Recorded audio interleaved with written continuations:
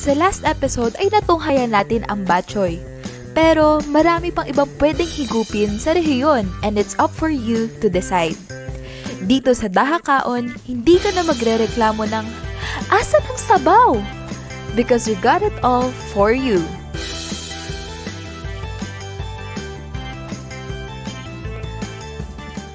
Oh, good afternoon to everyone, especially to all the panelists, viewers, and especially to our dams who attend this virtual conversation.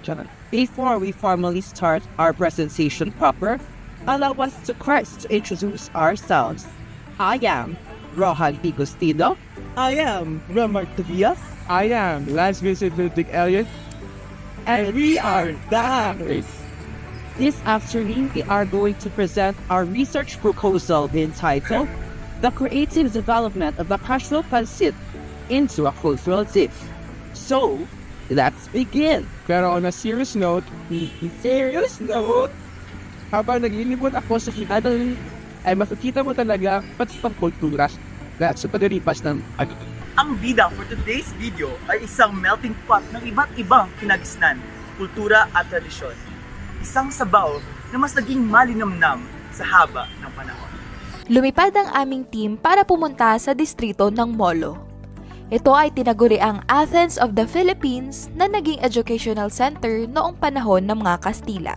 Nandito tayo ngayon sa Cap-Isig para tikman ang isa sa mga dinadayuhang putahe dito sa distrito, ang Pancit Molo.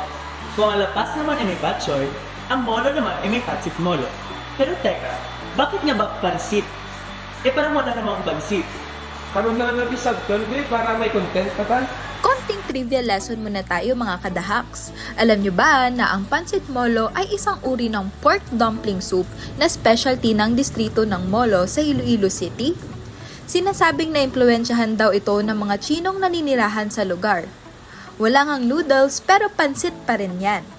Galing kasi ang pangalan sa Hokkien word na pians e sit, meaning madaling lutuin.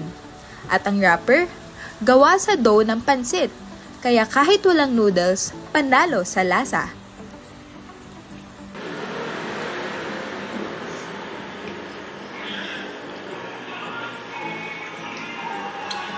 Dumulog po kumanta ba? Saka namin.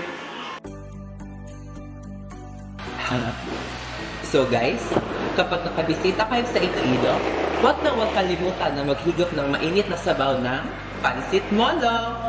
Welcome to the Molo Bowl! Ang game na about sa sabaw, pero bawal kang maging sabaw. Each question is worth, pero pride mo ang nakataya. Kung sino ang mananalo ay may bragging rights as the Boss Molo Piton. Oh, let's go! Game start! Number 1. Ano ang laman ng traditional Pancit Molo double? A. Chicken and shrimp. B. Ground pork and shrimp. C. Ground pork and chicken. D.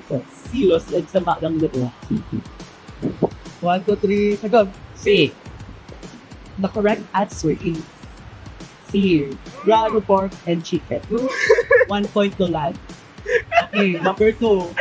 Saan galing ang pangalan ng Pancit Molo? A. Post Malon. B. District sa Gilgil. C. Pans by Twice. D. Charity Atcher. 1, 2, 3, sagot. B. The correct answer is B. District sa Gilgil. 1, 2. Number 3. Anong klaseng wrapper ang gamit sa Pancit Molo dumpling? A. Siomai wrapper. B. Wonton wrapper. C. Main wrapper. D. Lumpia wrapper. 1, 2, 3, sagot. B. B.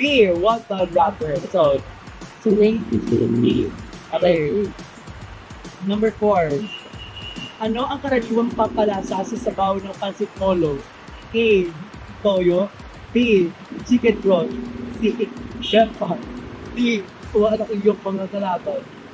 1, 2, 3, sagot. B. Aba. The correct answer is B. Chicken broth. Dito na nagtatapos ang episode 2 ng Dahakaon. Kung diin ikaw ang amon. Pag Kita-kits sa next episode! At dito na nagtatapos ang episode 2 ng Daha Kaon. Kung diin, ikaw ang amon pagutmon. Kita-kits sa next episode. Paalam!